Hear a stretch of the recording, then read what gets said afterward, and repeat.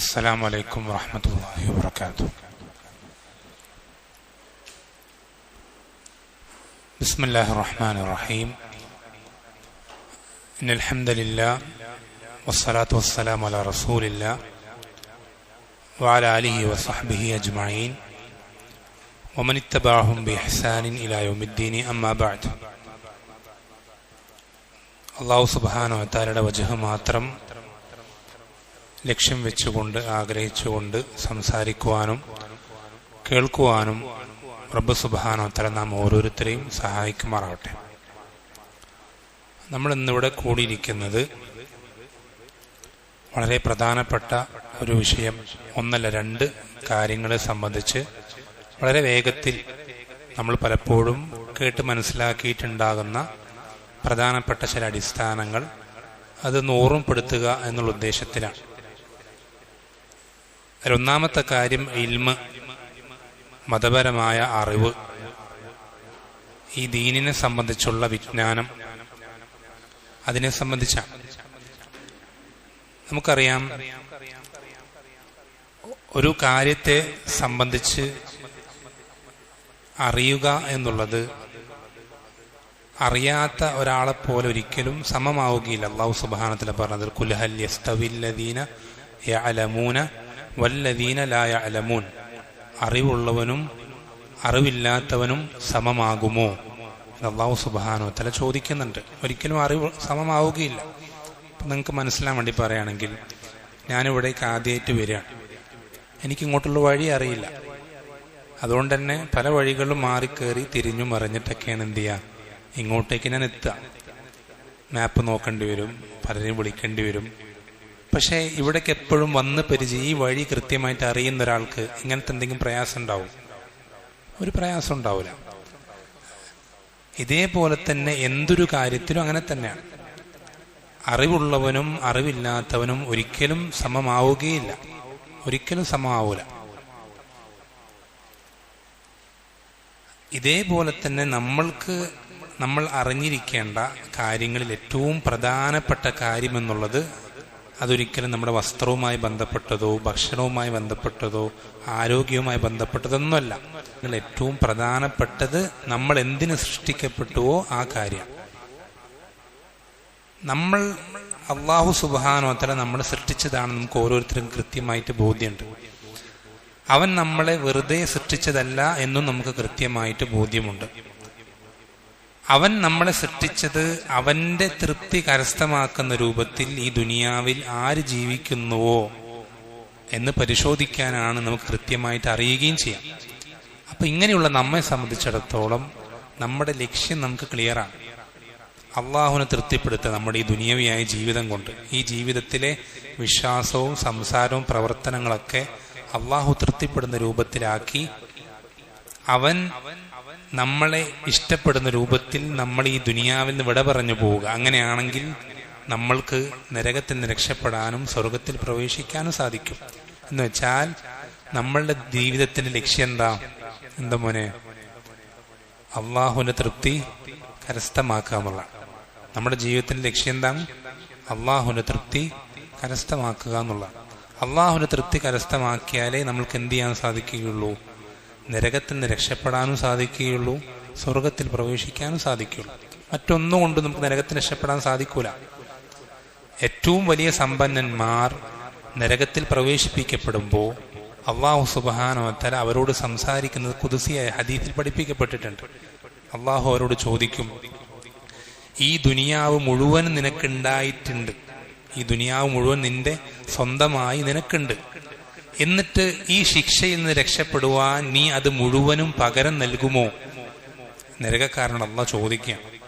പക്ഷെ നരകക്കാരൻ ശിക്ഷ അനുഭവിച്ചുകൊണ്ടിരിക്കുമ്പോൾ അള്ളാഹു നരകക്കാരനോട് ചോദിക്കുകയാണ്, നിനക്കിപ്പോൾ നിന്റെ കയ്യിൽ ദുനിയാവ് മുഴുവനുണ്ട്, എങ്കിൽ ഈ ദുനിയാവ് മുഴുവനും കൊണ്ട് നീ ശിക്ഷയിൽ നിന്ന് രക്ഷപ്പെടാൻ ആഗ്രഹിക്കില്ലയോ? ഈ പൈസ മുഴുവൻ നീ കൊടുക്കില്ലയോ? ഈ സമ്പത്ത് മുഴുവൻ ഈ ശിക്ഷയിൽ നിന്ന് രക്ഷപ്പെടാൻ നീ ചെലവാക്കില്ലയോ എന്ന് ചോദിക്കുമ്പോൾ അയാൾ പറയണ, ഉറപ്പായും എന്ത് കൊടുത്തിട്ടാണെങ്കിലും അല്ലേ, എല്ലാവരെയും ശിക്ഷിച്ചിട്ട് എന്നെ എങ്ങനെയെങ്കിലും, എൻ്റെ വാപ്പാനെ നിങ്ങൾ നരകത്തിക്കിട്ടോ, മക്കളെ ഇട്ടോ, സഹോദരന്മാരെ ഇട്ടോ, എല്ലാവരെയും നിങ്ങളിട്ടോ, പക്ഷെ എന്നെങ്ങനെയെങ്കിലും നരകത്തിന് രക്ഷപ്പെടുത്തണം എന്ന് എന്ത് ചെയ്യും? പക്ഷെ അവൻ എന്തൊക്കെ ഉണ്ടോ അതെല്ലാം അവന് കൊടുക്കാൻ തയ്യാറാവും നരകത്തിന് രക്ഷപ്പെടാൻ. പക്ഷെ അങ്ങനെ നരകത്തിന് രക്ഷപ്പെടാൻ സാധിക്കുമോ? ഇല്ല. സമ്പത്ത് കൊടുത്തിട്ട് സാധിക്കൂല. ശക്തി കൊണ്ട് സാധിക്കുമോ? അവിടുത്തെ മലക്കുകളെയൊക്കെ കീഴ്പ്പെടുത്തി അവരെയൊക്കെ അടിച്ച് തോൽപ്പിച്ചിട്ട് മലർത്തി അടിച്ചിട്ട് അങ്ങനെ സാധിക്കുമോ? ഇല്ല. ബുദ്ധിശക്തി കൊണ്ട് ഇന്നത്തെ പല ആളുകളും ജയിലിൽ ചാടുന്ന പോലെ നമ്മുടെ ബുദ്ധി കൊണ്ട് എന്തെങ്കിലും ടെക്നിക്കുകൾ ഉപയോഗിച്ച് അവിടെ നിന്ന് രക്ഷപ്പെടാൻ സാധിക്കുമോ? ഇല്ല. നമുക്ക് അവിടെ നിന്ന് രക്ഷപ്പെടാൻ ആകെ സാധിക്കുക ആ നരകത്തിന്റെ റബ്ബായ അല്ലാഹു സുബ്ഹാനഹു വ തആലയെ തൃപ്തിപ്പെടുത്തുക എന്നുള്ളതാണ്. അവനെ തൃപ്തിപ്പെടുത്തിയാലല്ലാതെ നമ്മൾക്ക് നരകത്തിന് രക്ഷപ്പെടാൻ സാധിക്കില്ല, സ്വർഗത്തിൽ പ്രവേശിക്കാനും സാധിക്കില്ല. അപ്പൊ നമ്മുടെ ഈ ജീവിതത്തിന്റെ ലക്ഷ്യം എന്നുള്ളത് അള്ളാഹുവിനെ തൃപ്തിപ്പെടുത്തുക, അവന്റെ തൃപ്തി കരസ്ഥമാക്കുക എന്നുള്ളതാണ്. അതേത് ആയത്തിലുള്ളത്? സൂറത്തു ദാരിയാത്തിൽ അവസാനത്തിൽ അല്ലാഹു സുബ്ഹാനഹു വ തആല പറയുന്നുണ്ട്, വമാ ഖലഖതുൽ ജിന്ന വൽ ഇൻസ ഇല്ലാ ലിയഅ്ബുദൂൻ. ജിന്നുവർഗത്തെയും മനുഷ്യവർഗത്തെയും എനിക്ക് ഇബാദത്ത് ചെയ്യാൻ വേണ്ടിയിട്ടല്ലാതെ ഞാൻ സൃഷ്ടിച്ചിട്ടില്ല എന്നാണ് ആരാ പറയുന്നത്? അള്ളാഹു പറയും. പക്ഷെ നമ്മളെ സൃഷ്ടിച്ചത് അള്ളാഹു എന്തിനു വേണ്ടിയിട്ടാ? ഇബാദത്ത് ചെയ്യാൻ വേണ്ടിയിട്ടാ. ഇവിടെ ശ്രദ്ധിക്കണേ മോനെ, അള്ളാഹു നമ്മൾ സൃഷ്ടിച്ചത് എന്തിനു വേണ്ടിയിട്ടാ? ശ്രദ്ധിച്ചില്ല അല്ലേ? ഇബാദത്തിന് വേണ്ടിയിട്ടാണ്. അവനെ ഇബാദത്ത് ചെയ്യാൻ വേണ്ടിയിട്ടാണ്. എന്താണ് ഇബാദത്ത്? ആർക്കെങ്കിലും അറിയോ? ഇബാദത്ത് എന്ന് വെച്ചാൽ എന്താ? നമ്മൾ വീട്ടിൽ പോയിട്ട് ഉമ്മയോടോ ഉപ്പയോടോ അള്ളാഹു നമ്മളെ സൃഷ്ടിച്ചത് അവനെ ഇബാദത്ത് ചെയ്യാനാണെന്ന് പറയുമ്പോൾ അവർ ചോദിക്കുകയാണ്, എന്താണ് മോനെ ഇബാദത്ത്? അപ്പം എങ്ങനെ പറഞ്ഞു കൊടുക്കാം? അത്രയേ ഉള്ളൂ, സിമ്പിളാണ്. അള്ളാഹു ഇഷ്ടപ്പെടുന്നത് ചെയ്യുക, അള്ളാഹു വെറുക്കുന്നത് ഒഴിവാക്കുക. ഇതാണ് എന്ത്? ഇബാദത്ത്. അള്ളാഹു ഇഷ്ടപ്പെടുന്ന വിശ്വാസങ്ങൾ വിശ്വസിക്കുക, അള്ളാഹു ഇഷ്ടപ്പെടുന്ന സംസാരങ്ങൾ സംസാരിക്കുക, അള്ളാഹു ഇഷ്ടപ്പെടുന്ന പ്രവർത്തനങ്ങൾ പ്രവർത്തിക്കുക. ഇത് ഇബാദത്തിന്റെ ഒരു ഇനം. മറ്റൊരു ഭാഗം എന്താ? അള്ളാഹു ഇഷ്ടപ്പെടാത്ത വിശ്വാസങ്ങൾ വിശ്വസിക്കാതിരിക്കുക, അള്ളാഹു ഇഷ്ടപ്പെടാത്ത സംസാരങ്ങൾ സംസാരിക്കാതിരിക്കുക, അള്ളാഹു ഇഷ്ടപ്പെടാത്ത പ്രവർത്തനങ്ങൾ പ്രവർത്തിക്കാതിരിക്കുക. ഇത്രയേ ഉള്ളൂ. മനസ്സിലായില്ലേ? ക്ലിയർ അല്ലേ? അള്ളാഹു ഇഷ്ടപ്പെടുന്നത് ചെയ്യുക, അവൻ ഇഷ്ടപ്പെടാത്തത് ചെയ്യാതിരിക്കുക. ഇതിനാണ് ഇബാദത്ത് എന്ന് പറയുന്നത്. അങ്ങനെ നമ്മൾ മുന്നോട്ട് പോയി കഴിഞ്ഞാൽ അള്ളാഹു നമ്മളെന്ത് ചെയ്യും? തൃപ്തിപ്പെടും. അങ്ങനെ മുന്നോട്ട് പോയി കഴിഞ്ഞാൽ അള്ളാഹു നമ്മളെ തൃപ്തിപ്പെടും. ഇനിയാണ് ശ്രദ്ധിക്കേണ്ടത്. ഇത്രയും ഞാൻ പറഞ്ഞെന്താന്ന് വെച്ചാൽ നമ്മൾ ശ്രദ്ധിക്കണേ, നമുക്കൊരു കാര്യം അള്ളാഹു തൃപ്തിപ്പെടുന്നതാണോ അള്ളാഹു വെറുക്കുന്നതാണോ എന്ന് നമുക്ക് എങ്ങനെയാണ് അറിയാൻ സാധിക്കുക? അറിയാൻ എന്തെങ്കിലും വഴികളുണ്ടോ? നമുക്ക് ഓരോരുത്തരിലേക്കും വഹയുമായി വരുമോ? ഇല്ല. ഈ നമ്മുടെ നാട്ടിലൊക്കെ പല മുസ്ലിയാക്കന്മാരൊക്കെ പ്രസംഗിക്കുന്ന പോലെ സ്വപ്നം കണ്ടാൽ സ്വപ്നത്തിലൂടെ അറിയാൻ സാധിക്കുമോ? ഒരു ദിവസം സ്വപ്നം കാണുന്നു, സ്വപ്നത്തിൽ ഇങ്ങനെ ഇന്ന കാര്യങ്ങളൊക്കെ, അങ്ങനെ അറിയാൻ സാധിക്കുമോ? ഇല്ല. പിന്നെ എങ്ങനെ അറിയാൻ സാധിക്കാം? ഒരു കാര്യം അള്ളാഹുവിന് ഇഷ്ടമുള്ളതാണ്, ഒരു കാര്യം അള്ളാഹുവിന് വെറുപ്പുള്ളതാണ്. ഈ കാര്യം ചെയ്താൽ നമുക്ക് നരകത്തിൽ പോകേണ്ടി വരും, ഈ കാര്യം ചെയ്താൽ സ്വർഗത്തിൽ വലിയ പദവികൾ കിട്ടും. എങ്ങനെയാണ് അത് മനസ്സിലാക്കാൻ സാധിക്കും? എന്തെങ്കിലും വഴികളുണ്ടോ? നാട്ടുകാരെല്ലാവരും നല്ലതായിട്ട് കണക്കാക്കുന്നൊരു കാര്യം അത് സ്വർഗത്തിൽ അതുകൊണ്ട് പ്രവേശിക്കാൻ സാധിക്കുമോ? ഇല്ല. അതവിടെയാണ് നമ്മൾ വിഷയം. നമ്മൾക്ക് ഇൽമിന്റെ അനിവാര്യത നമ്മൾക്ക് മനസ്സിലാക്കി തരുന്ന കാര്യമാണെന്ത്? നമുക്ക് ഇൽമില്ലാതെ, ദീനിൽ അറിവില്ലാതെ അള്ളാഹുവിനെ തൃപ്തിപ്പെടുത്താൻ സാധിക്കില്ല. ശ്രദ്ധിക്കണം. നമുക്ക് ഇൽമില്ലാതെ, ദീനിനെ സംബന്ധിച്ച അറിവില്ലാതെ അള്ളാഹുവിനെ തൃപ്തിപ്പെടുത്താൻ കഴിയുമെന്ന് വെച്ചാൽ പഠിക്കാതെ സ്വർഗത്ത് പോകാൻ പറ്റൂല എന്ന് ചുരുക്കം. സിമ്പിളായിട്ട് പറഞ്ഞു. നമുക്ക് ദീനിനെ പറ്റി ഒന്നും അറിയില്ല, ഒരു കാര്യം അറിയില്ല. വാപ്പയമ്മ എങ്ങനെയാണോ നമുക്ക് വിശ്വാസ കാര്യങ്ങൾ പഠിപ്പിച്ചെന്നത്, നാട്ടുകാരെങ്ങനെയാണ് ഇബാദത്തുകൾ ചെയ്തു പോകുന്നത്, അതേപോലെ നമുക്ക് പ്രത്യേകിച്ച് ഒരു കാര്യങ്ങളും തെളിവുകൾ കൊണ്ട് നമ്മൾ പഠിച്ചിട്ടില്ല. നമുക്കൊരു കാര്യങ്ങളും അറിയില്ല. അങ്ങനെ നമ്മൾ മുന്നോട്ട് പോയാൽ നമ്മുടെ ഉദ്ദേശം നല്ലതായിരിക്കും, നമുക്ക് റബ്ബിന്റെ തൃപ്തി മാത്രമേ നമ്മൾ ആഗ്രഹിക്കുന്നുണ്ടാവുള്ളൂ. പക്ഷേ നമ്മൾ സ്വർഗത്തിലേക്ക് എത്തണമെന്ന് നിർബന്ധമില്ല. ശ്രദ്ധിക്കണം. ചില ദീൻ പഠിക്കുക എന്ന് പറയുന്നത് നിസ്സാര വിഷയമല്ല. നമ്മുടെ പരലോകത്തിന്റെ രക്ഷയ്ക്ക് ഈ ദീൻ പഠിക്കൽ നിർബന്ധമാണ്. എന്റെ വാക്കല്ല, നബി സല്ലല്ലാഹു അലൈഹി വസല്ലം പറയുന്നതാണ് എന്ത്? തൊലബുൽ ഇൽമി ഫരീദത്തുൻ അലാ കുല്ലി മുസ്ലിമിൻ. ഓരോ മുസ്ലിമിനും, ശ്രദ്ധിക്കണം, പള്ളി ഉസ്താദിന് മാത്രമല്ല പറയുന്നത്, ഓരോ മുസ്ലിമിനും അറിവന്വേഷിക്കൽ ഫരീദത്തുൻ. ഫരീദത്തുൻ എന്ന് പറഞ്ഞാൽ എന്താ? നമ്മൾ ഫർള് നിസ്കാരം, നിർബന്ധ നിസ്കാരങ്ങൾ എന്താ പറയാ? ഫർള് നിസ്കാരം എന്ന് പറയാം. അതേ വാക്കാണ് ഫരീദത്തുൻ. എന്താണ്? നിർബന്ധമാണ്. ഓരോരുത്തർക്കും നിർബന്ധം. പള്ളി ഉസ്താദ് അല്ലാത്ത മൂമിങ്ങൾ, സ്കൂളിൽ പഠിക്കുന്നവർ, മദ്രസയിൽ പഠിക്കുന്നവർ, കോളേജിൽ പഠിക്കുന്നവർ, ആ ജോലി ചെയ്യുന്നവർ, കച്ചവടം ചെയ്യുന്നവർ, ബിസിനസ്, ഇങ്ങനെ എന്ത് ജോലിയാണെങ്കിലും എന്ത് മേഖലയാണെങ്കിലും എത്ര പ്രായം കൂടിയവരാണെങ്കിലും കുറഞ്ഞവരാണെങ്കിലും ആണാണെങ്കിലും പെണ്ണാണെങ്കിലും നരകത്തുനിന്ന് രക്ഷപ്പെടാൻ ഒരുത്തൻ ആഗ്രഹിക്കുന്നുണ്ടെങ്കിൽ അവന് അറിവ് കരസ്ഥമാക്കൽ നിർബന്ധമാണ്. അറിവ് കരസ്ഥമാക്കൽ നിർബന്ധമാണ്. അത് നിങ്ങൾക്ക് വ്യക്തമാകാൻ വേണ്ടി ഒരു കാര്യം ഞാൻ മാത്രം പറഞ്ഞുതരാം. നമ്മളൊരു ഈ ജീവിതം, ദുനിയവിയായ ജീവിതം എന്നുള്ളതൊരു യാത്രയാണ്.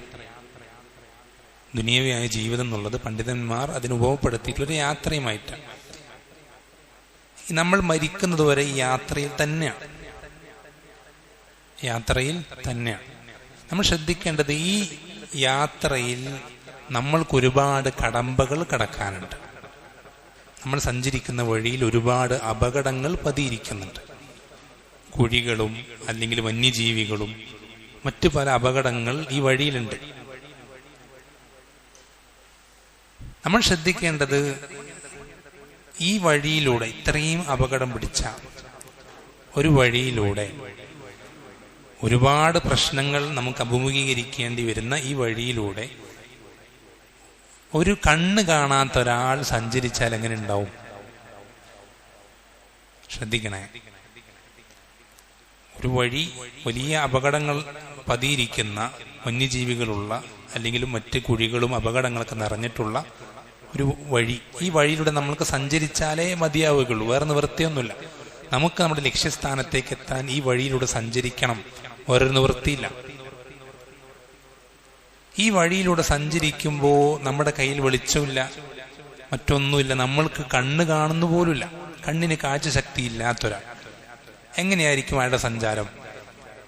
അയാൾ ഈ അപകടങ്ങളിലൊന്നും പെടാതെ സ്വർഗത്തിലേക്ക് എത്താൻ എത്ര ചാൻസ് ഉണ്ട്? വളരെ റയറായിട്ട് എത്തുള്ളൂ. വളരെ അപൂർവമായിട്ടേ അയാൾ ആ അപകടങ്ങളിലൊന്നും പെടാതെ അയാളുടെ ലക്ഷ്യസ്ഥാനത്തേക്ക് എത്തുള്ളൂ.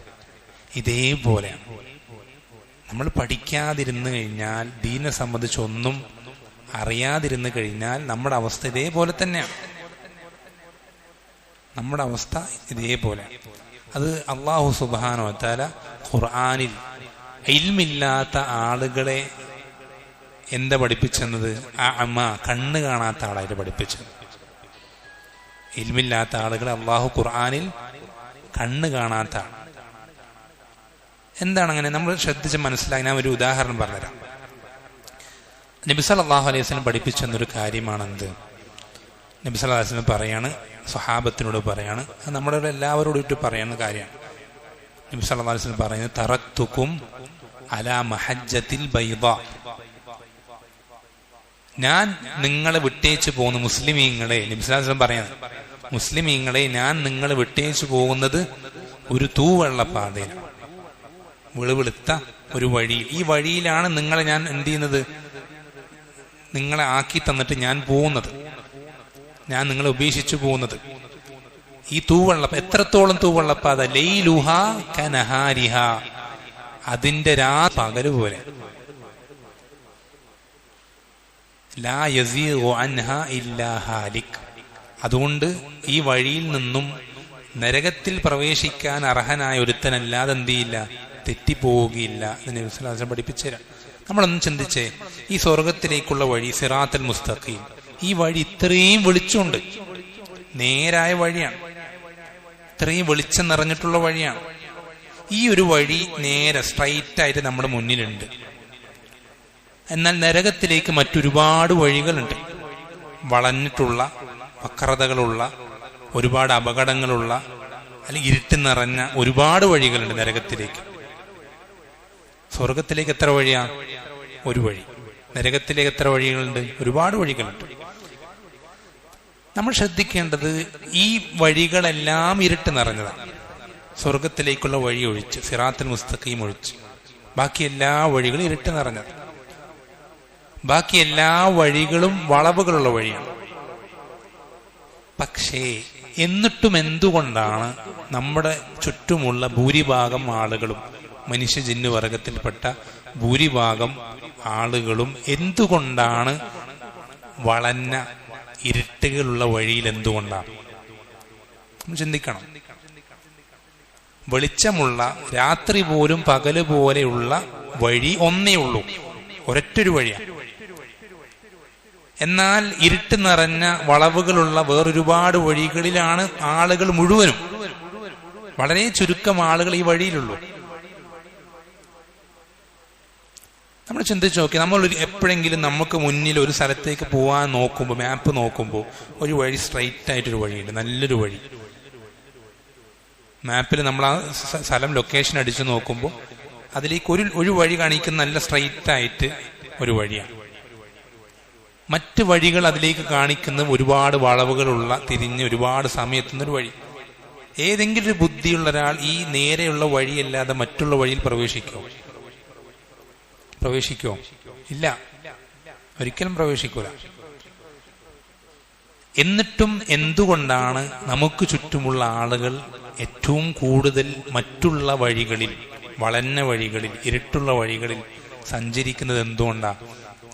അതിനുള്ള കാരണം, ഒരാൾക്ക് ആ വഴി വളഞ്ഞതാണോ, നേരെയുള്ളതാണോ, ഇരുട്ട് നിറഞ്ഞതാണോ, വെളിച്ചമുള്ളതാണോ തിരിച്ചറിയാൻ എന്ത് ആവശ്യമുണ്ട്?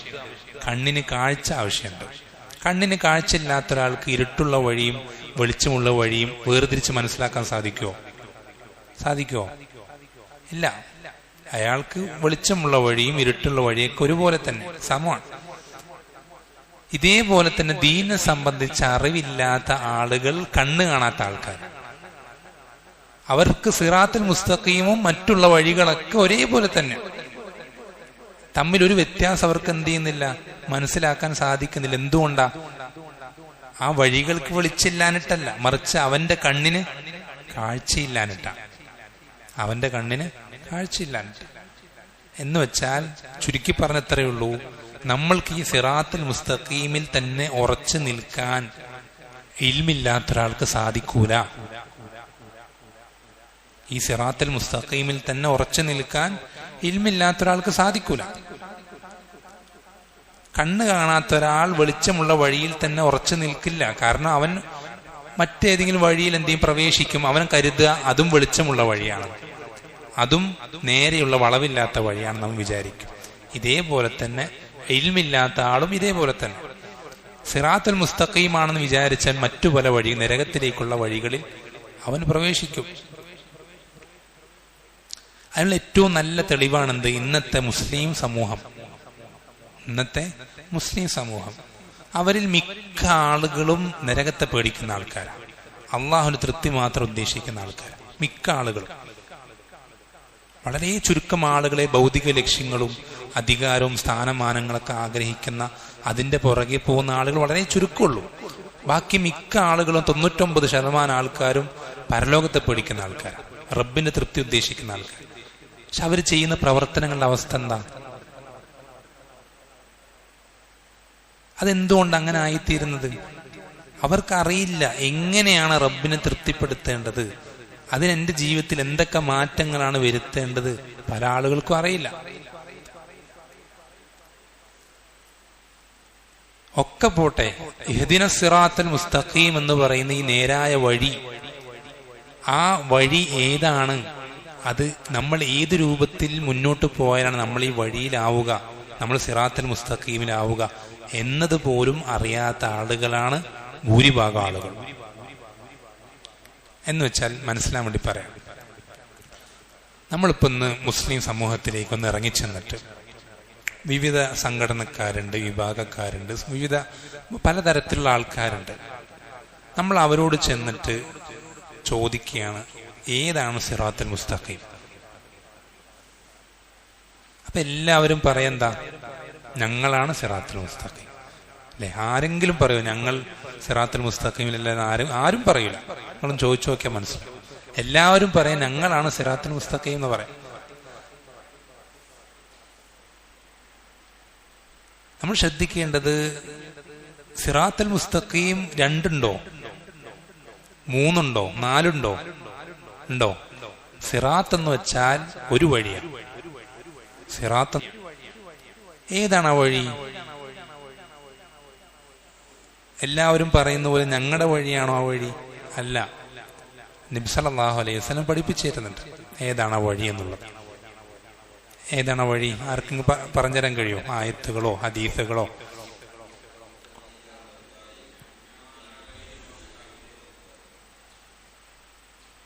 സൂറത്തുൽ ഫാത്തിഹയിൽ തന്നെ അല്ലാഹു വിശദീകരിക്കുന്നുണ്ട്. സൂറത്തുൽ ഫാത്തിഹയിൽ തന്നെ ഇഹ്ദിന സിറാത്തൽ മുസ്തഖീം എന്ന ആയത്ത് കഴിഞ്ഞിട്ടുള്ള അടുത്ത ആയത്ത് എന്താ? ആ ആയത്തിൽ അള്ളാഹു വിശദീകരിക്കുന്നുണ്ട്, സിറാത്തൽ ലദീന അൻഅംത അലൈഹിം, അള്ളാഹുവേ നീ നിഅമത്ത് നൽകിയ ആളുകളുടെ വഴി. ഈ നിഅമത്ത് നൽകിയ ആളുകൾ ആരാ? അതും അള്ളാഹ് ഖുർആനിൽ തന്നെ വിശദീകരിക്കുന്നുണ്ട്. ഉലൈകൽ ലദീന അൻഅമല്ലാഹു അലൈഹിം മിനൻ നബിയ്യീന വസ്സിദ്ദീഖീന വശുഹദാഇ വസ്സാലിഹീൻ. ഇവർക്കെല്ലാവർക്കും ഒരു വഴിയുള്ളൂ.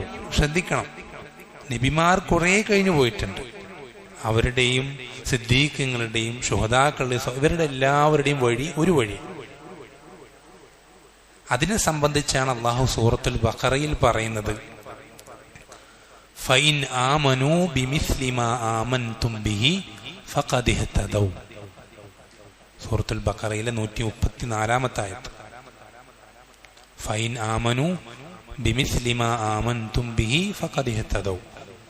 അല്ലാഹു സുബ്ഹാനഹു വ തആല പറയാണ്, അന്നത്തെ വിശ്വസിക്കാത്ത അഹ്ലു കിതാബുകാരും മറ്റുള്ള ആളുകളെ പറ്റിയൊക്കെ അള്ളാഹു പറയണത്, സ്വഹാബത്തിനെ അഭിസംബോധന ചെയ്തിട്ട് പറയാണ്, സ്വഹാബത്തെ നിങ്ങൾ വിശ്വസിച്ചതുപോലെ അവർ വിശ്വസിച്ചാൽ, അഹ്ലു കിതാബുകാർ, മക്കയിലെ മുശ്രിക്കുകൾ, എല്ലാ ആളുകളും, എല്ലാവർക്കും ബാധകാവുന്ന കാര്യം.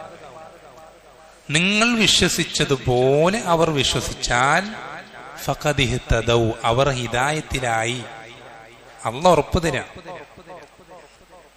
ഒരു വിഭാഗം ഹിദായത്തിലായി എന്ന് അള്ളാഹു ഉറപ്പ് തരികയാണ്. എങ്ങനെയാണെങ്കിൽ മാത്രം അവരുടെ വിശ്വാസം സ്വഹാബത്തിന്റെ വിശ്വാസം പോലെ ആയാൽ. എന്ന് വെച്ചാൽ നമ്മുടെ വിശ്വാസം സ്വഹാബത്തിന്റെ വിശ്വാസം പോലെ ആയാൽ നമ്മൾ സിറാത്തുൽ മുസ്തഖീമിലായി, നമ്മൾ അള്ളാഹു തൃപ്തിപ്പെടുന്ന വിഭാഗത്തിലായി, നരകത്തിന് രക്ഷപ്പെടുന്ന വിഭാഗത്തിലായി, സ്വർഗത്തിൽ പ്രവേശിക്കാൻ സാധിക്കുന്ന വിഭാഗത്തിലായി. കാരണം നമുക്ക് നമ്മൾ ഹിദായത്തിലായെന്ന് ഉറപ്പ് തന്നത് അള്ളാഹു സുബ്ഹാനഹു വ തആല.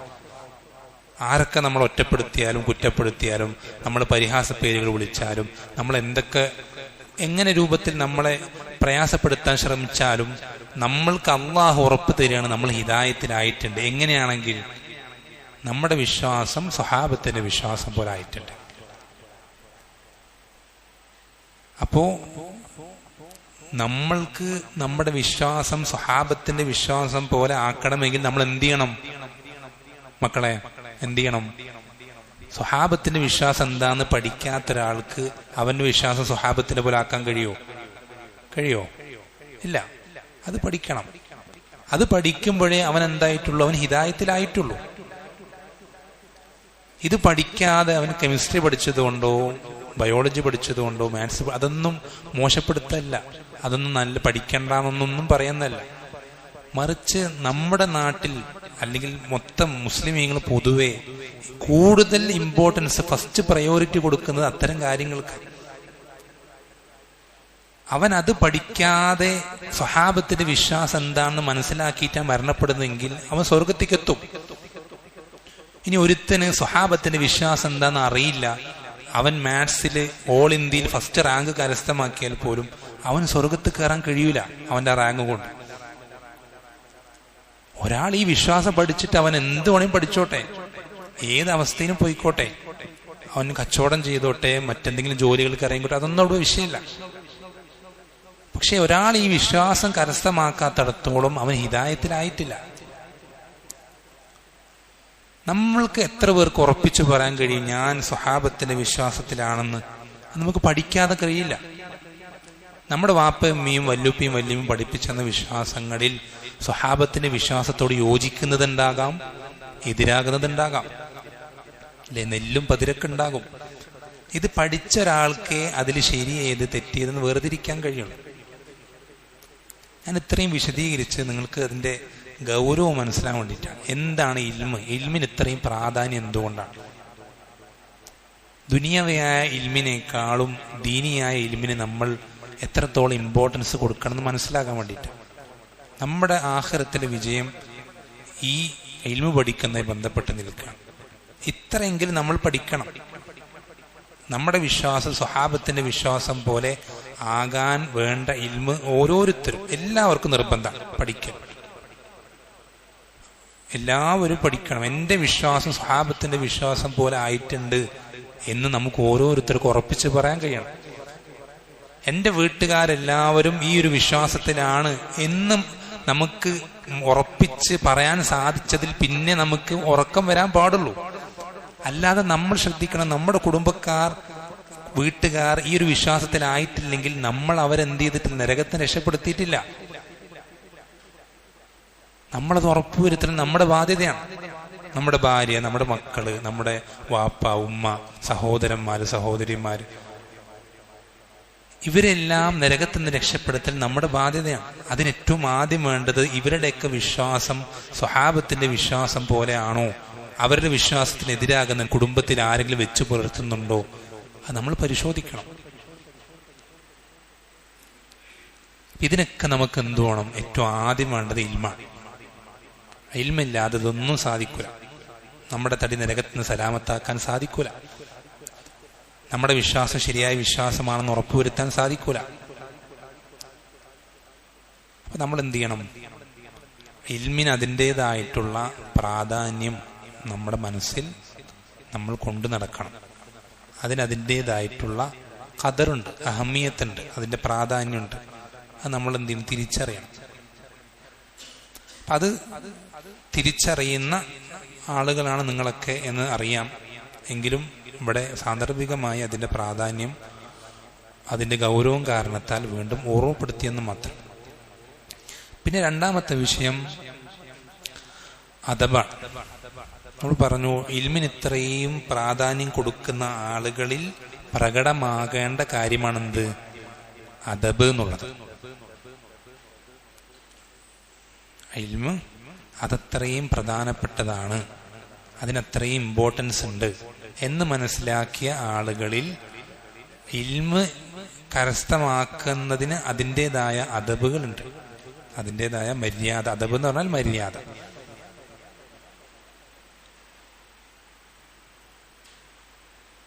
ഒന്നാമത്തെ മര്യാദ എന്നുള്ളത് ഈ ഒരു ഇമ്പോർട്ടൻസ് തിരിച്ചറിയാന്നുള്ളത്. നമ്മൾ ഇൽമിലേക്ക് ആവശ്യക്കാരാണ് എന്ന് തിരിച്ചറിയുക ഒന്നാമത്തെ കാര്യം. ഇമാം അഹ്മദ് റഹിമുള്ള പറയാറുണ്ട്, ഒരു മനുഷ്യൻ ഭക്ഷണത്തിലേക്കും വെള്ളത്തിലേക്കും ആവശ്യക്കാരനാകുന്നതിനേക്കാൾ അവൻ ആവശ്യക്കാരനായിട്ടുള്ളത് ദീനിയായ ഇൽമിലേക്കാണ്, മതപരമായ അറിവിലേക്കാണ്. അതിനേക്കാൾ അവൻ ആവശ്യക്കാരനാണ്. ഏറ്റവും ആദ്യം ആ ഒരു തിരിച്ചറിവ് നമുക്ക് വേണ്ടത്. അതുകൊണ്ട് തന്നെ ഈ ഒരു തിരിച്ചറിവുള്ള ഒരാൾ ഒരിക്കലും ഇൽമ് ഇങ്ങോട്ട് വരാൻ കാത്തു നിൽക്കൂല. ഇൽമ് ഇങ്ങോട്ട് വരാൻ കാത്തു നിൽക്കൂല. ഇൽമ എവിടെയാണുള്ളത് അവിടെ പോയിട്ട് എന്ത് ചെയ്യും? അവൻ ഇൽമ കരസ്ഥമാക്കാൻ ശ്രദ്ധിക്കും. ഇൽമ എവിടെയാണോ ഉള്ളത് അവിടെ പോയിട്ട് അവൻ ആ ഇൽമ കരസ്ഥമാക്കാൻ ശ്രദ്ധിക്കും. ഇപ്പൊ നിങ്ങളെല്ലാവരും വീട് ഇവിടെ അല്ലല്ലോ, പല നാടുകളുള്ള ആളുകളാണ്. എന്തുകൊണ്ടാണ് ആ നാടുകളിൽ നിന്ന് ഇവിടെ വന്ന് നിൽക്കുന്നത്? എന്തുകൊണ്ടാണ്? അങ്ങനെയാണ്. ഇൽമ അങ്ങനെ കിട്ടുകയുള്ളൂ. നിങ്ങളുടെ നാട്ടിൽ തന്നെ ഇരുന്ന ഇൽമ നിങ്ങൾക്ക് കിട്ടുമോ? ഇല്ല. പിന്നെ ശ്രദ്ധിക്കേണ്ട കാര്യം എന്താണെന്ന് വെച്ചാൽ, ഇൽമു പഠിക്കുമ്പോൾ ഉണ്ടാവേണ്ട മറ്റൊരു പ്രധാനപ്പെട്ട അദബാണ് ഈ ഇൽമു കൊണ്ട് കിട്ടുന്ന പ്രതിഫലം, അതിൻ്റെ വലിപ്പത്തെ പറ്റി എപ്പോഴും മനസ്സിൽ ബോധം ഉണ്ടായിരിക്കണം. ഇൽമു കൊണ്ട് നമ്മൾ ഇൽമു പഠിച്ചാൽ നമുക്ക് കിട്ടുന്ന പ്രതിഫലം ഉണ്ടല്ലോ, അത് എത്ര വലുതാണ്, എത്ര വലിപ്പമുള്ളതാണ്, എത്രയും നമുക്ക് അളവറ്റ കണക്കാക്കാൻ സാധിക്കാത്തതാണ് എന്നുള്ള ബോധം നമ്മുടെ മനസ്സിൽ എപ്പോഴും വേണം. എന്നുവെച്ചാൽ ചെറിയ നിസാരമായ ഇബാദത്തല്ല എന്ത് ഇൽമ്, ദീൻ പഠിക്കുക എന്നുള്ളത്. എത്രത്തോളം ഇമാം ഷാഫിഈ റഹിമഹുല്ലാഹ് പറയാറുണ്ട്, ഫറളായിട്ടുള്ള പ്രവർത്തനങ്ങൾ കഴിഞ്ഞാൽ പിന്നെ ഈ ദീനിൽ ഇൽമു പഠിക്കുന്നതിനോളം പ്രതിഫലമുള്ള മറ്റൊരു പ്രവർത്തനമില്ല. എന്നുവെച്ചാൽ ദീനിൽ ഏറ്റവും പ്രതിഫലം കിട്ടുന്ന കാര്യങ്ങൾ ഫറളായിട്ടുള്ള കാര്യങ്ങൾ, ഫറളായിട്ടുള്ള നിസ്കാരങ്ങൾ, ഫറളായിട്ടുള്ള സക്കാത്ത്, നോമ്പ്, ഹജ്ജ്, ഇങ്ങനെ ഫറളായിട്ടുള്ള അത് കഴിഞ്ഞാൽ പിന്നെ ഏറ്റവും കൂടുതൽ പ്രതിഫലം കിട്ടുന്ന ഇബാദത്ത് ദീനിൽ, ഇസ്ലാമിൽ ദീൻ പഠനം. അതിനേക്കാൾ പ്രതിഫലം കിട്ടുന്ന മറ്റൊരു കാര്യമില്ല. ഇമാം മാലിക് റഹ്മത്തുള്ളാഹിയുടെ അടുക്കൽ ഒരാൾ ഹദീസുകൾ പഠിച്ചുകൊണ്ടിരിക്കുകയാണ്. ഇമാം മാലിക് റഹ്മത്തുള്ളാഹി ചൊല്ലിക്കൊടുക്കുന്നു, ശിഷ്യൻ എഴുതിയെടുക്കുന്നു. ഇങ്ങനെ എഴുതിയെടുത്തുകൊണ്ടിരിക്കുന്നതിനിടയിൽ ഒരു ഹദീസ് കഴിഞ്ഞപ്പോൾ ബാങ്ക് കൊടുത്ത്, ളുഹർ നിസ്കാരത്തിന് ബാങ്ക് കൊടുത്തപ്പോൾ ഇദ്ദേഹം പുസ്തകമൊക്കെ മടക്കി വെച്ചിട്ട് സുന്നത്ത് നിസ്കരിക്കാൻ വേണ്ടി എഴുന്നേറ്റ് പോവാൻ നിൽക്കുകയാണ്. ഇമാം മാലിക് റഹ്മത്തുള്ളാഹി പറഞ്ഞത്, നീ എന്തിലേക്കാണോ എഴുന്നേറ്റ് പോകുന്നത് അതിനേക്കാൾ ഉത്തമമായതിലാണ് നീ ഇപ്പോൾ ഉള്ളത്. നീ എന്തിലേക്കാണോ എഴുന്നേറ്റ് പോകുന്നത് അതിനേക്കാൾ ഉത്തമമായതിലാണ് നീ ഇപ്പോൾ നിലവിലുള്ളത് എന്ന് ഇമാം മാലിക് റഹ്മത്തുള്ളാഹി പറഞ്ഞു. വെച്ചാൽ അദ്ദേഹം എഴുന്നേറ്റ് പോകും സുന്നത്ത് നിസ്കരിക്കുക, ളുഹറിന് മുമ്പുള്ള നിസ്കാരം. ആ സുന്നത്ത് നിസ്കാരത്തെക്കാൾ പ്രതിഫലം കിട്ടുന്ന കാര്യമാണെന്ത്, ദീൻ പഠിക്കൽ എന്ന് ഇമാം മാലിക് റഹ്മത്തുള്ളാഹി പഠിപ്പിച്ചു കൊടുക്കുകയാണ്. എന്ന് വെച്ചാൽ നമ്മൾക്ക് സ്വർഗത്തിൽ ഏറ്റവും വലിയ പദവി കരസ്ഥമാക്കാൻ ഇതിനേക്കാൾ എളുപ്പമുള്ള ഷോർട്ട് കട്ട് വേറെയില്ല. ശ്രദ്ധിക്കണം. സ്വർഗത്തിൽ എത്ര പദവികളുണ്ട്? മോനെ, സ്വർഗത്തിൽ എത്ര പദവികളുണ്ട്? എത്ര പദവികളുണ്ട് അറിയോ? സ്വർഗത്തിന് 100 പദവികളുണ്ട്. സ്വർഗത്തിന് 100 പദവികളുണ്ട്. ശ്രദ്ധിക്കേണ്ടത്, ഓരോ പദവി മുകളിലേക്ക് പോകുമ്പോഴും എന്ത് ചെയ്യും? അതിൻ്റെ അനുഗ്രഹങ്ങൾ വർദ്ധിച്ചുകൊണ്ടേയിരിക്കും, അതിലെ ആസ്വാദനങ്ങൾ കൂടിക്കൊണ്ടേയിരിക്കും. ഏറ്റവും താഴെ സ്വർഗത്തിൽ ഏറ്റവും അവസാനം പ്രവേശിക്കുന്ന ആൾക്ക് കിട്ടുക ഈ ദുനിയാവിന്റെ 10 ഇരട്ടിയാണ്. ശ്രദ്ധിക്കണം. സ്വർഗത്തിൽ ഏറ്റവും അവസാനം പ്രവേശിക്കുന്ന ആൾ, അയാളുടെ മാത്രം സ്ഥലമായിട്ട് അയാൾക്ക് കിട്ടുക ഈ ദുനിയാവിന്റെ മൊത്തത്തിൽ അതിന്റെ 10 ഇരട്ടി. അതാണ് ഏറ്റവും സ്വർഗത്തിൽ ഏറ്റവും അവസാനം പ്രവേശിക്കുന്ന ആൾക്ക് കിട്ടുക. അപ്പൊ ഏറ്റവും കൂടുതലുള്ള ആൾക്ക് എത്രയായിരിക്കും? ഈ സ്വർഗത്തിൽ ഏറ്റവും അവസാനം പ്രവേശിക്കുന്ന ആളോട് അല്ലാഹു സുബ്ഹാനഹു വ തആല പറയും, ആഗ്രഹിക്കാൻ പറയും. സ്വർഗത്തിൽ പ്രവേശിച്ചു കഴിഞ്ഞു അപ്പൊ അങ്ങനെ കുറെ കാര്യങ്ങൾ ഇങ്ങനെ ആഗ്രഹിക്കും അല്ലെ? നമ്മളോട് ആഗ്രഹിക്കാൻ പറഞ്ഞാൽ എന്തൊക്കെ ആഗ്രഹിക്കും? മുട്ടായി വേണം, കളിപ്പാട്ടം വേണം, കാറ് വേണം, അത് വേണം. ഇങ്ങനെ അവനും കുറേ കാര്യങ്ങൾ ആഗ്രഹിക്കും. അവന്റെ ആഗ്രഹങ്ങളൊക്കെ കഴിയും, അവന്റെ ആഗ്രഹങ്ങളെല്ലാം അവസാനിക്കും. അപ്പൊ അവൻ പറയും, റബ്ബേ ഞാൻ ആഗ്രഹിച്ചു എന്ന് പറയും. അപ്പൊ അല്ലാഹു സുബ്ഹാനഹു വ തആല അവനോട് വീണ്ടും പറയും, ഇനിയും ആഗ്രഹിക്കാൻ പറയും. അവന്റെ ആഗ്രഹങ്ങൾ കഴിഞ്ഞു, അതൊക്കെ റബ്ബ് അവന് നിശ്ചയിച്ചിട്ടുണ്ട്. വീണ്ടും ആഗ്രഹിക്കാൻ പറയുമ്പോൾ വീണ്ടും ആഗ്രഹിക്കും. കഷ്ടപ്പെട്ട് എന്ത് ചെയ്യും? ഉണ്ടാക്കി പലതും ഇങ്ങനെ ആഗ്രഹിക്കും.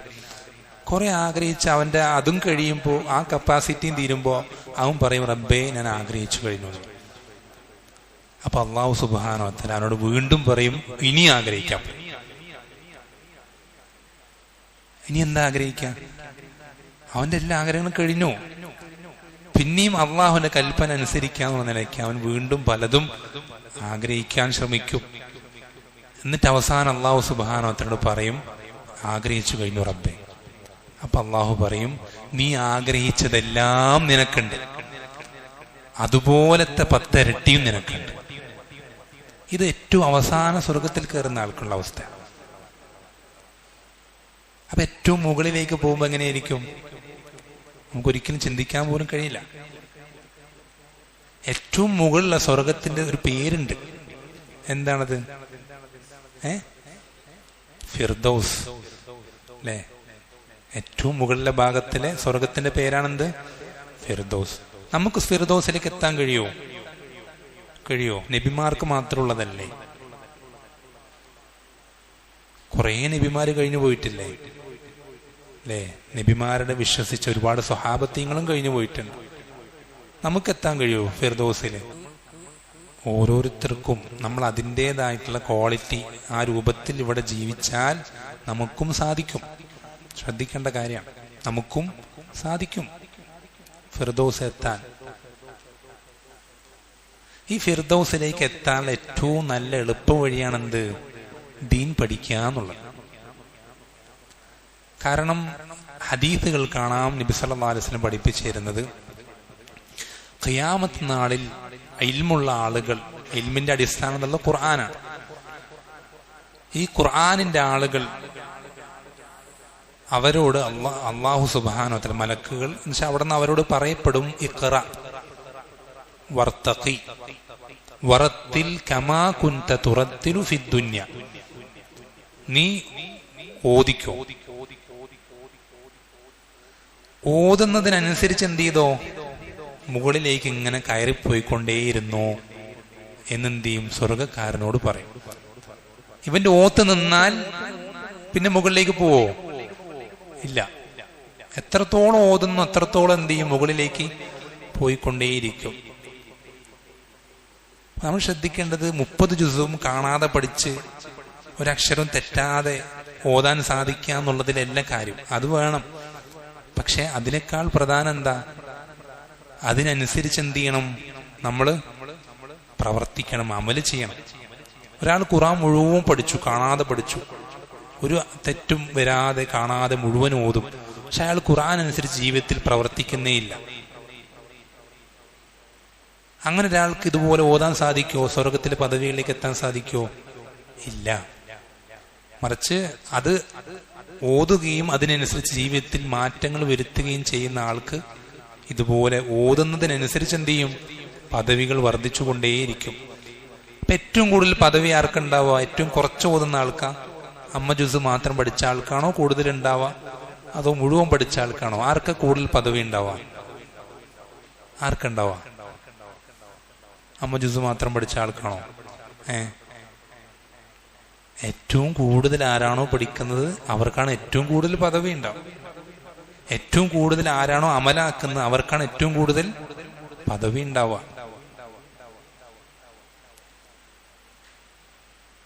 അതുകൊണ്ടാണ് ഇബ്നുൽ ഖയ്യിം റഹിമഹുല്ലാഹ് പറയുന്നത്, മൻ തലബൽ ഇൽമ ലിയുഹിയ ബിഹിൽ ഇസ്ലാം ഫഹുവ മിനസ് സിദ്ദീഖീൻ വദറജതുഹു ബഅദ ദറജത്തിൻ നുബുവ്വ.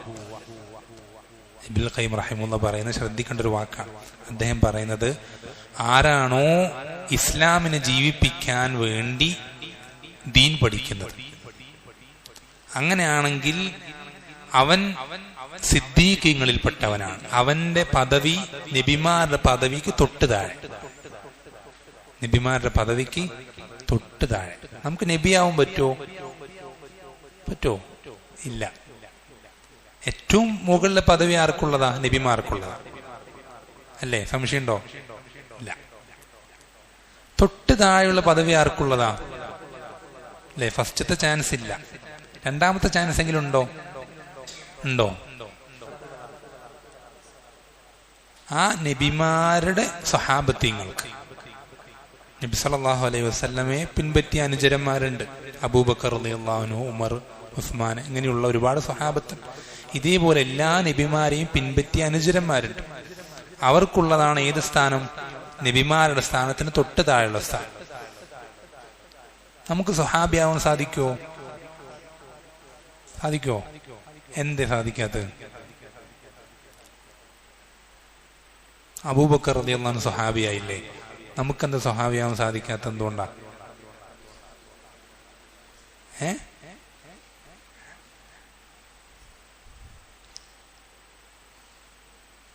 നബി സല്ലല്ലാഹു അലൈഹി വസല്ലമ മരണപ്പെട്ടു പോയി അല്ലേ? നമ്മൾ ഈമാനോടുകൂടെ നബി സല്ലല്ലാഹു അലൈഹി വസല്ലമയെ കാണുമ്പോഴാണ് എന്താവുക? സ്വഹാബിയാവുക. നമ്മൾ ആരെയും കണ്ടിട്ടുണ്ടോ? കണ്ടവരാരെങ്കിലും ഉണ്ടോ? കൂട്ടത്തിൽ ഉണ്ടോ? ആരും കണ്ടിട്ടില്ല. നമുക്ക് സ്വഹാബിയാവാനുള്ള സാധ്യതയില്ല, അതും നമുക്ക് കഴിയില്ല. അപ്പൊ രണ്ടാമത്തെ ചാൻസും പോയി. പിന്നുള്ള മൂന്നാമത്തെ ചാൻസ് ഏറ്റവും നമുക്ക് ഒരു സാധാരണ സ്വഹാബി അല്ലാത്തൊരു വ്യക്തിക്ക്, ഒരു മുഅ്മിന്, ഒരു മുസ്ലിമിന് എത്താൻ പറ്റുന്ന ഏറ്റവും ടോപ്പിലെ ദറജയാണ് ഇത്. ദീൻ പഠിക്കുന്നവർക്കുള്ള ദറജാണ്. ദീൻ പഠിക്കുന്നവരെക്കാൾ മുകളിൽ വേറെ ആരുമില്ല. എത്രത്തോളം ദീനിൽ അറിവുണ്ടോ അത്രത്തോളം മുകളിലായിരിക്കും. അപ്പൊ നിങ്ങൾക്ക് ഈ ഒരു ബോധ്യം വേണം, ഞാൻ ഈ പഠിക്കുന്നത് എന്നെ സ്വർഗത്തിലേക്ക് ഏറ്റവും വലിയ പദവിയിലേക്ക് എത്തുന്ന ഷോർട്ട് കട്ടിലാണ് ഞാനിപ്പോൾ ഉള്ളത്. അതുകൊണ്ട് വീട്ടുകാരെ വിട്ടു നിൽക്കുകയാണെങ്കിലും, ഇവിടെ കുറച്ച് സൗകര്യങ്ങൾ കുറവാണെങ്കിലും, അങ്ങനെയാണെങ്കിലും ഇങ്ങനെയാണെങ്കിലും ഒക്കെ എന്തായിരിക്കും, ഞാൻ അതൊന്നും കാര്യമാക്കൂല. കാരണം ഞാൻ ഇതിൽ എത്രത്തോളം മുന്നോട്ട് പോകുന്നു അത്രത്തോളം വലിയ പദവിയിലായിരിക്കും ഞാൻ ആഖിറത്തിൽ ഉണ്ടാവുക എന്ന ബോധം നിങ്ങൾക്ക് വേണം. അതാണ് പറഞ്ഞത്, നമ്മൾ എത്ര വലിയ ഖൈറിലാണ്, എത്ര വലിയ പ്രതിഫലമാണ് നമ്മൾക്ക് കിട്ടുക എന്നുള്ള ചിന്ത നമുക്ക് വേണം. പിന്നെ വേറെ ചില കാര്യങ്ങൾ കൂടെ ഉണ്ട്, ഒരുപാടുണ്ട്. ഞാൻ പ്രധാനപ്പെട്ട ഒരു 4 കാര്യങ്ങൾ കൂടി പറഞ്ഞിട്ട് അവസാനിപ്പിക്കാം. 4 ഞാൻ ചോദിക്കും, മക്കളോട് ചോദിക്കും കേട്ടോ. ഇത് കഴിഞ്ഞാൽ 4 കാര്യങ്ങൾ. ഇത് 4ഉം നബി സല്ലല്ലാഹു അലൈഹി വസല്ലം പഠിപ്പിച്ചെന്ന കാര്യങ്ങളാണ്. നബി സല്ലല്ലാഹു അലൈഹി വസല്ലം പഠിപ്പിച്ചെന്ന കാര്യങ്ങൾ. ഇത് 4ഉം നമ്മൾ കൃത്യമായിട്ട് പ്രാക്ടിക്കലാക്കിയാൽ നമ്മൾക്ക് ഒരു പരിധി വരെ, ഒരു 90% നമ്മുടെ അദബ് നല്ല അദബാക്കി മാറ്റാൻ പറ്റും. നമ്മുടെ സ്വഭാവ പെരുമാറ്റങ്ങളൊക്കെ നല്ലതാക്കി മാറ്റാൻ പറ്റും. 4 കാര്യങ്ങൾ നോട്ടില്ല അല്ലേ? ഞാൻ ചോദിക്കും, എഴുതാത്തവരോടൊക്കെ പ്രത്യേകം ചോദിക്കും. ഒന്നാമത്തെ കാര്യം നബി സല്ലല്ലാഹു അലൈഹി വസല്ലം പഠിപ്പിച്ചു തരുന്നത്, ലാ യുഅ്മിനു അഹദുക്കും ഹത്താ യുഹിബ്ബ ലി അഖീഹി മാ യുഹിബ്ബു ലി നഫ്സിഹി. ഒന്നാമത്തെ കാര്യം, ലാ യുഅ്മിനു അഹദുക്കും ഹത്താ യുഹിബ്ബ ലി അഖീഹി മാ യുഹിബ്ബു ലി നഫ്സിഹി. അറബി പറഞ്ഞില്ലെങ്കിലും കുഴപ്പമില്ല. എന്താണ് നബി സല്ലല്ലാഹു അലൈഹി വസല്ലം പറയുന്നത്? നിങ്ങളിൽ ഒരാളും പരിപൂർണമായ ഈമാനുള്ളവനാകുന്നില്ല. നിങ്ങളുടെ ഈമാൻ പരിപൂർണമാകുന്നില്ല. ഏതുവരേക്കും? നിങ്ങൾക്ക് ഇഷ്ടപ്പെടുന്നത് എല്ലാം നിങ്ങളുടെ സഹോദരന് ഇഷ്ടപ്പെടുന്നത് വരേക്കും. പക്ഷെ സ്വന്തത്തിന് ഇഷ്ടപ്പെടുന്നതൊക്കെ ആർക്കും ഇഷ്ടപ്പെടണം? മറ്റുള്ളവർക്കും ഇഷ്ടപ്പെടണം. നമ്മൾ നരകത്ത് പോകാൻ ആഗ്രഹമില്ലെങ്കിൽ നമ്മുടെ തൊട്ടടുത്ത വീട്ടിലുള്ള ആൾ നരകത്തിൽ പോകാൻ നമുക്ക് ആഗ്രഹം ഉണ്ടാവാൻ പാടില്ല. കൂട്ടുകാരൻ നരകത്ത് പോകാൻ ആഗ്രഹം ഉണ്ടാവാൻ പാടില്ല. കുടുംബക്കാരൻ നരകത്ത് പോകാൻ ആഗ്രഹം ഉണ്ടാവാൻ പാടില്ല. നാട്ടുകാരൻ നരകത്ത് പോകാൻ ആഗ്രഹം ഉണ്ടാവാൻ പാടില്ല. നമ്മൾക്ക് എന്താണോ ഇഷ്ടപ്പെടുന്നത് അത് തന്നെ മറ്റുള്ളവർക്ക് ഇഷ്ടപ്പെടണം. നമ്മൾ സ്വർഗത്തിൽ ഏറ്റവും വലിയ പദവിയിലെത്താൻ നമ്മൾ ആഗ്രഹിക്കുന്നുണ്ടെങ്കിൽ അതേ ആഗ്രഹം ബാക്കിയുള്ളവർക്കും എത്തണം എന്നുള്ള വേണം. ബാക്കിയുള്ളവർക്കും അതേ ആഗ്രഹം നമുക്കുണ്ടാവണം. അപ്പൊ നമ്മൾക്ക് എന്ത് ഖൈറാണോ നമ്മൾ ഉദ്ദേശിക്കുന്നത്, ആഗ്രഹിക്കുന്നത്, അതൊക്കെ മറ്റുള്ളവർക്കും കിട്ടാൻ നമ്മൾ ആഗ്രഹിക്കണം. ഒന്നാമത്തെ കാര്യം. രണ്ടാമത്തത് നബി സല്ലല്ലാഹു അലൈഹി വസല്ലം പഠിപ്പിച്ചു തരുന്നത്, മിൻ ഹുസ്നി ഇസ്ലാമിൽ മർഇ തർക്കുഹു മാ ലാ യഅനീഹി. മിൻ ഹുസ്നി ഇസ്ലാമിൽ മർഇ തർക്കുഹു മാ ലാ യഅനീഹി. ഒരാളുടെ ഇസ്ലാം നന്നാകുന്നതിൽ പെട്ടതാണ് അവന് ആവശ്യമില്ലാത്ത, ഉപകരിക്കാത്ത കാര്യങ്ങൾ അവൻ ഒഴിവാക്കുക എന്നുള്ളത്. പക്ഷെ നമ്മളൊരു കാര്യം നരകത്തുനിന്ന് അകറ്റുന്നില്ല, സ്വർഗത്തിലേക്ക് അടുപ്പിക്കുന്നില്ല, അള്ളാഹുവിന്റെ തൃപ്തി കരസ്ഥമാക്കാൻ സഹായകരമാകുന്നില്ല. അങ്ങനെയാണെങ്കിൽ നമ്മൾ എന്ത് ചെയ്യുക? ആ കാര്യം ഒഴിവാക്കുക. ഗെയിമുകൾ എന്ത് ചെയ്യുക? ഒഴിവാക്കുക. സിനിമകൾ എന്ത് ചെയ്യുക? ഒഴിവാക്കുക. മ്യൂസിക്കുകൾ എന്ത് ചെയ്യുക? ഒഴിവാക്കുക. അങ്ങനെയുള്ള അക്കൗണ്ടുകൾ, പേജുകൾ എല്ലാം നമ്മളത് നരകത്തുനിന്ന് അകറ്റാൻ സഹായിക്കുന്നില്ലെങ്കിൽ, സ്വർഗത്തിലേക്ക് അടുപ്പിക്കാൻ സഹായിക്കുന്നില്ലെങ്കിൽ നമുക്കത് വേണ്ട, ഒഴിവാക്കുക. അങ്ങനെയുള്ള ഒരുപാട് കാര്യങ്ങൾ നമുക്ക് വേറെ ഉണ്ട്, സ്വർഗത്തിലേക്ക് അടുപ്പിക്കുന്ന കാര്യങ്ങൾ. നമ്മൾ ഖുർആൻ പാരായണം ചെയ്ത് എത്ര കാലമായി? റമദാന് തൊട്ട മുസ്ഹഫ് അതേപോലെ തന്നെ, അതേ ആ നൂല് ഇന്നും അനങ്ങാത്ത എത്രയോ വീടുകളുണ്ട്. അങ്ങനെ തന്നെ ഇനി അടുത്ത റമദാൻ വരുമ്പോൾ അത് തിരയും. അപ്പൊ അത് പൊടി പിടിച്ച് ചലന്തി വല കെട്ടിയിട്ട് അവിടെ എവിടെയെങ്കിലും കിടക്കുന്നുണ്ട് ഒരു മൂലയ്ക്ക്. എന്താ കാരണം ചോദിച്ചാൽ പറയാം സമയമില്ല എന്ന് പറയാം. സമയം കിട്ടുന്നില്ല. ആ തിരക്ക് ഈ തിരക്ക്, ഇത് കഴിഞ്ഞ് അങ്ങോട്ട് പോയി മുസ്ഹഫ് തുറക്കാൻ സമയം കിട്ടുന്നില്ല. ഇവന്റെ മൊബൈൽ, അത് നമ്മൾ ചെക്ക് ചെയ്താൽ മനസ്സിലാവും. മൊബൈൽ സ്ക്രീൻ ടൈം എന്ന് പറഞ്ഞിട്ടൊരു ഓപ്ഷൻ ഉണ്ട്. ഒരു ദിവസം ഒരു 24 മണിക്കൂറിനിടയിൽ ഒരു 5 മണിക്കൂറെങ്കിലും മൊബൈൽ ഉപയോഗിക്കാത്ത ആളുകൾ ഇന്ന് കുറവാണ്, വളരെ അപൂർവമാണ്. 24 മണിക്കൂറിനുള്ളിൽ ആ സമയത്ത് ഉണർന്നിരിക്കുന്ന സമയം എന്ന് പറയുന്നത് ഒരു 15 മണിക്കൂറോ ഒക്കെ ഉണ്ടാവുള്ളൂ. ഇതിൽ എന്ന് വെച്ചാൽ അവന്റെ ജീവിതത്തിന്റെ 1/3 മൊബൈൽ ഫോണിലാണ്. പിന്നെങ്ങനെ സമയം കിട്ടുക? ഇവരെന്തെങ്കിലും ഒരു കാര്യത്തിൽ, ജോലിക്കോ കച്ചവടത്തിൽ എന്തെങ്കിലും ഒഴിവ് കിട്ടുമ്പോൾ വേഗം മൊബൈൽ തുറക്കുകയാണ്. സലഫുകൾ നേരെ തിരിച്ചാണ്. അവരെന്തെങ്കിലും ഒരു ഒഴിവ് കിട്ടിക്കനെ വേഗം എന്ത് ചെയ്യും? മുസ്ഹഫ് തുറക്കുകയാണ് ചെയ്യും. പക്ഷെ ഇന്ന് നമ്മുടെ ചെറുപ്പക്കാർ മൊബൈൽ ഫോൺ ഏത് രൂപത്തിലാണോ ഉപയോഗിക്കുന്നത് അതേപോലെ നമ്മുടെ മുൻഗാമികൾ ഖുർആൻ ഉപയോഗപ്പെടുത്താറുണ്ടായിരുന്നു. പക്ഷെ നമുക്ക് ആവശ്യമില്ലാത്ത കാര്യങ്ങളൊക്കെ ഒഴിവാക്കാം. നമുക്ക് ഉപകരിക്കാത്ത, ദുനിയാവിലും ആഖിറത്തിൽ യാതൊരു ഗുണവും തരാത്ത കാര്യങ്ങളൊക്കെ എന്ത് ചെയ്യുക? അതിന്നൊക്കെ ഒഴിവായി നിൽക്കുക. അതൊക്കെ നമ്മൾ ഒഴിവാകും. അത്തരം ഗ്രൂപ്പുകളിൽ നിന്നൊക്കെ ലെഫ്റ്റ് ആവും. അത്തരം പേജുകളൊക്കെ അൺസബ്സ്ക്രൈബ് ചെയ്യുക. എല്ലാം അതിന്നൊക്കെ ഒഴിവായി നിൽക്കുക. രണ്ടാമത്തെ കാര്യം. മൂന്നാമത്തെ കാര്യം, നബി സല്ലല്ലാഹു അലൈഹി വസല്ലമയുടെ അടുക്കൽ ഒരാൾ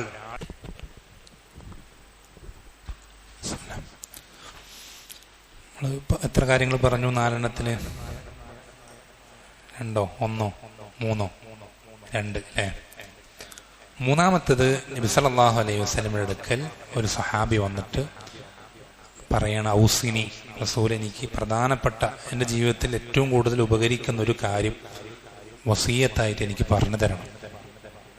നബി സല്ലല്ലാഹു അലൈഹി വസല്ലമ അയാൾക്ക് പറഞ്ഞു കൊടുത്തത് എന്താ? ലാ തഗ്ദബ്, നീ കോപിക്കരുത്, ദേഷ്യം പിടിക്കരുത്. വീണ്ടും അയാൾ ചോദിച്ചു, ഔസിനി, എനിക്ക് ഏറ്റവും പ്രധാനപ്പെട്ട മറ്റെന്തെങ്കിലും ഒരു കാര്യം വസിയത്തായിട്ട് പറഞ്ഞു തരാൻ ചോദിച്ചപ്പോൾ അപ്പോഴും നബി സല്ലല്ലാഹു അലൈഹി വസല്ലം പറഞ്ഞു കൊടുത്തത് എന്താ? ലാ തഗ്ദബ്, കോപിക്കരുത്. വീണ്ടും ചോദിച്ചപ്പോൾ വീണ്ടും ലാ തഗ്ദബ്, നീ കോപിക്കരുത്, ദേഷ്യം പിടിക്കരുത്. എന്ന് വെച്ചാൽ മൂന്നാമത്തെ കാര്യം ദേഷ്യപ്പെടാതിരിക്കാം. ദേഷ്യപ്പെടാതിരിക്കാൻ സാധിക്കുമോ? മനുഷ്യന്മാരാകുമ്പോൾ ജീവിതത്തിലൊരിക്കൽ പോലും ദേഷ്യം വരാതിരിക്കാൻ സാധിക്കുമോ?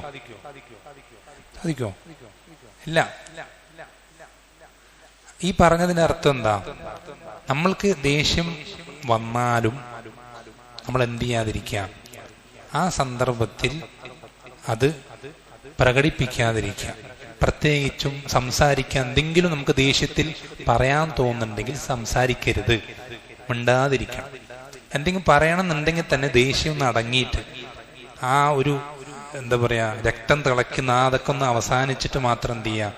സംസാരിക്കുക. അതുവരെ ഒന്നും മിണ്ടരുത്. എന്തെങ്കിലും തിരിച്ചെന്തെങ്കിലും പ്രതികരിക്കാൻ, റിയാക്ട് ചെയ്യാൻ ആഗ്രഹിക്കുന്നുണ്ടെങ്കിൽ ദേഷ്യം അവസാനിച്ചിട്ട് മാത്രം പ്രതികരിക്കാം. അതല്ലാതെ ദേഷ്യം എല്ലാ മനുഷ്യന്മാർക്കും പല സന്ദർഭങ്ങളിൽ പലരുടെയും പെരുമാറ്റങ്ങളും പല അവസ്ഥകളൊക്കെ ഉണ്ടാവും. പക്ഷെ ആ സന്ദർഭത്തിൽ ദേഷ്യം നമ്മുടെ മനസ്സിൽ നിറയുന്ന സന്ദർഭത്തിൽ നമ്മൾ ആ ദേഷ്യത്തെ പരമാവധി പെട്ടെന്ന് ഇല്ലാതാക്കാൻ ശ്രദ്ധിക്കുക. നിൽക്കുകയാണെങ്കിൽ ഇരിക്കുകയാണെങ്കിൽ കിടക്കുക. ഇതൊന്നും ചെയ്തിട്ടും ദേഷ്യം മാറുന്നില്ലെങ്കിലും ഉദു ചെയ്തിട്ട് വരിക. അങ്ങനെ പല അധ്യാപനങ്ങളും നബി സല്ലല്ലാഹു അലൈഹി വസല്ലമ ദേഷ്യം മാറാനും പഠിപ്പിച്ചു തന്നിട്ടുണ്ട്. ഒരാള് ദേഷ്യം കൊണ്ട് മുഖം ചുവന്നിട്ട് അങ്ങനെ ദേഷ്യം എന്താ പറയാ, വളരെ വല്ലാത്തൊരവസ്ഥയിൽ നിൽക്കുമ്പോൾ നബി സല്ലല്ലാഹു അലൈഹി വസല്ലം അയാളെ ചൂണ്ടിയിട്ട് പറയാണ്, ഇയാൾ ഒരു വാക്ക് പറഞ്ഞാൽ അയാളുടെ ദേഷ്യം മുഴുവനും ഇല്ലാതാകും. അങ്ങനെ ഒരു വാക്ക് എനിക്കറിയാം. എന്താണ് വാക്ക്? അഊദു ബില്ലാഹി മിനശ് ശൈത്വാനിർ റജീം. ഇതൊക്കെ നമുക്ക് പഠിപ്പിച്ചത് എന്തുകൊണ്ടാ? ദേഷ്യം വരുമ്പോ നമ്മൾ എന്തെങ്കിലും റിയാക്ട് ചെയ്ത് കഴിഞ്ഞാൽ നമ്മൾ വിചാരിച്ചെടുത്ത് നിൽക്കൂല.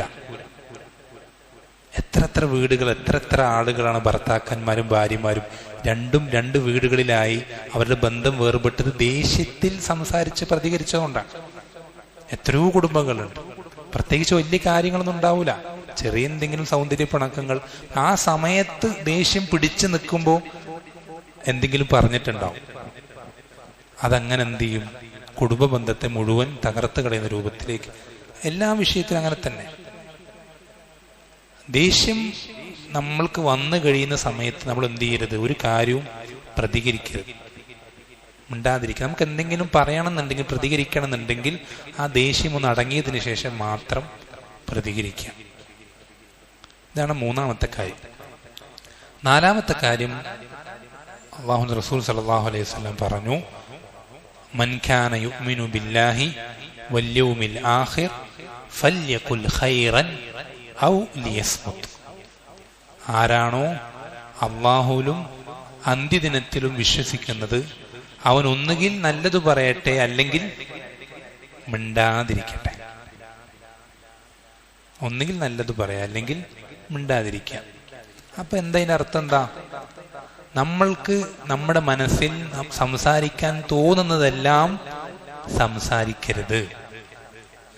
ഒരു മുസ്ലിം എന്ന് പറഞ്ഞാൽ തോന്നിയതെല്ലാം സംസാരിക്കുന്നവനല്ല, മറിച്ച് ഒരു മുസ്ലിമിന്റെ നാവ് അവന്റെ ഹൃദയത്തിന്റെ പുറകിലാണ്. എന്ന് വെച്ചെന്താ അർത്ഥം? എന്തൊരു കാര്യം സംസാരിക്കാൻ ഉദ്ദേശിക്കുമ്പോഴും അവൻ ആദ്യം അതിനെപ്പറ്റി ചിന്തിക്കും. ഇത് ഞാനിവിടെ സംസാരിക്കുന്നത് എന്തെങ്കിലും ഹൈറുണ്ടോ എന്ന് ചിന്തിക്കും. ചിന്തിച്ചിട്ട് അതിൽ ഹൈർ ഉണ്ടെങ്കിലേ സംസാരിക്കുള്ളൂ. എന്ന് വെച്ചാൽ മുസ്ലിം അങ്ങനെയാണ്. അവന്റെ നാവിൻ അവന്റെ ഹൃദയത്തിന്റെ പുറകിലാണ്. അല്ലാതെ എല്ലാം പറഞ്ഞു കഴിഞ്ഞിട്ടല്ല പിന്നെ ആലോചിക്കുക.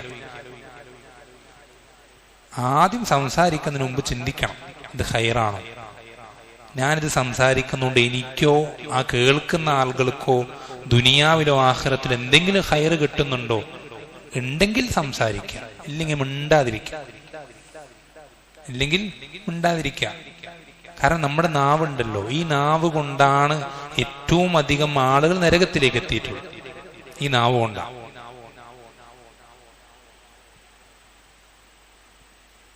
നമ്മൾ വൻപാപങ്ങൾ എന്ന് പറഞ്ഞിട്ട് നരകം വാഗ്ദാനം ചെയ്തിട്ടുള്ള പ്രത്യേക ശിക്ഷകൾ പഠിപ്പിച്ചു തന്നിട്ടുള്ള ശിക്ഷകൾ, തിന്മകൾ. ആ തിന്മകൾ നമ്മളിങ്ങനെ വായിച്ചു നോക്കുമ്പോൾ അതിനെപ്പറ്റി പഠിച്ച ആളുകൾക്കറിയാം കൂടുതൽ കാര്യങ്ങൾ നാവുമായി ബന്ധപ്പെട്ട കാര്യങ്ങളാണ്. ഗീബത്ത്, നമീമത്ത്, കളവ്, കള്ളസത്യം, കള്ളസാക്ഷ്യം, അങ്ങനെ കുറേ കാര്യങ്ങളുണ്ട്. കുറേ കാര്യങ്ങൾ നാവുമായി ബന്ധപ്പെട്ടതാണ്. അപ്പൊ നമ്മൾ ശ്രദ്ധിക്കണം, നമ്മുടെ നാവ് നമ്മൾ വളരെയധികം പിടിച്ചു വെക്കേണ്ട ഒരു കാര്യം. വളരെ നമ്മുടെ ശരീരത്തിൽ നമ്മൾ ഏറ്റവും കൂടുതൽ കൺട്രോൾ ചെയ്യാൻ അത്രമാത്രം ഡേഞ്ചർ ആയിട്ടുള്ള അപകടം പിടിച്ച അവയവം നമ്മുടെ നാവാണ്. വളരെ സൂക്ഷിച്ച് മാത്രം ഉപയോഗിക്കാൻ പാടും. അതുകൊണ്ട് തന്നെ വിശ്വാസം മൻ സമത നജ, ആരാണോ മിണ്ടാതിരുന്നത് അവൻ പഠിപ്പിച്ചെന്ന കാര്യങ്ങളാണ്. ഇത് മറന്നു പോരുത്. ഇത് നാലും നമ്മൾ കൃത്യമായി പ്രാവർത്തികമാക്കി കഴിഞ്ഞാൽ നമ്മുടെ സ്വഭാവ മര്യാദകൾ അത് ഒരു 90% നമുക്ക് ഏറ്റവും നല്ല രൂപത്തിൽ, ഏറ്റവും കുറ്റമറ്റതാക്കാൻ പറ്റും. നബി സല്ലല്ലാഹു അലൈഹി വസല്ലമയുടെ അധ്യാപനങ്ങളുടെ പ്രത്യേകതയാണ്. ചെറിയ വാക്കുകളായിരിക്കും, പക്ഷെ നമ്മളത് പ്രാക്ടിക്കലാക്കി കഴിഞ്ഞാൽ നമുക്ക് കിട്ടുന്ന ഖൈറുകൾ വളരെ വലുതാണ്. ഈ 4 കാര്യങ്ങൾ മാത്രം നമ്മൾ പ്രവർത്തിച്ചു കഴിഞ്ഞാൽ നമ്മുടെ സ്വഭാവം നന്നാവും. വളരെ എളുപ്പമാണ്. ഒന്നാമത്തത്, തനിക്കിഷ്ടപ്പെടുന്നതൊക്കെ തൻ്റെ സഹോദരനും ഇഷ്ടപ്പെടുക. രണ്ടാമത്തത്, ഉപകാരമില്ലാത്ത കാര്യങ്ങൾ ഒഴിവാക്കുക. മൂന്നാമത്തത്, ദേഷ്യപ്പെടാതിരിക്കുക. നാലാമത്തത്, നല്ലത് പറയാ, അല്ലെങ്കിൽ മിണ്ടാതിരിക്കുക. ഇത് മറന്നു പോരുത് കേട്ടോ. 4 കാര്യങ്ങൾ ഇൻഷാ അല്ലാഹ് അവസാനിപ്പിക്കല്ലേ. ബറക്കല്ലാഹു ഫീക്കും. അല്ലാഹു സുബ്ഹാനഹു വ തആല എന്തിട്ട് നമുക്ക് എല്ലാവർക്കും ഈ ഇൽമിന് അതിൻ്റെതായിട്ടുള്ള പ്രാധാന്യം തിരിച്ചറിഞ്ഞുകൊണ്ട് പരമാവധി പറ്റുന്നത്ര നമ്മുടെ കഴിവിൻ്റെയും സൗകര്യത്തിൻ്റെയൊക്കെ പരമാവധി ഇൽമ് കരസ്ഥമാക്കിക്കൊണ്ടേ ഇരിക്കുവാനും അങ്ങനെ റബ്ബിനെ കണ്ടുമുട്ടുന്ന സമയത്ത് ഏറ്റവും വലിയ പദവികൾ കരസ്ഥമാക്കാനും അതേപോലെ തന്നെ ഇത്തരം അദബുകൾ, മര്യാദകൾ ജീവിതത്തിൽ കൃത്യമായി പാലിച്ചുകൊണ്ട് നബി സല്ലല്ലാഹു അലൈഹി വസല്ലമയെ പൂർണ്ണമായും പിൻപറ്റിയ ആളുകളിൽ ഉൾപ്പെടുവാനുമൊക്കെ ഇത്തരം സംസാരങ്ങൾ സബബുകളാക്കി തീർക്കുമാറാവട്ടെ. വസല്ലല്ലാഹു വസല്ലം അലാ നബീന മുഹമ്മദിൻ വൽഹംദുലില്ലാഹി റബ്ബിൽ ആലമീൻ. സുബ്ഹാനകല്ലാഹു ബിഹംദിക അഷ്ഹദു അൻ ലാ ഇലാഹ ഇല്ല അൻത അസ്തഗ്ഫിറുക വഅതൂബു ഇലൈക്.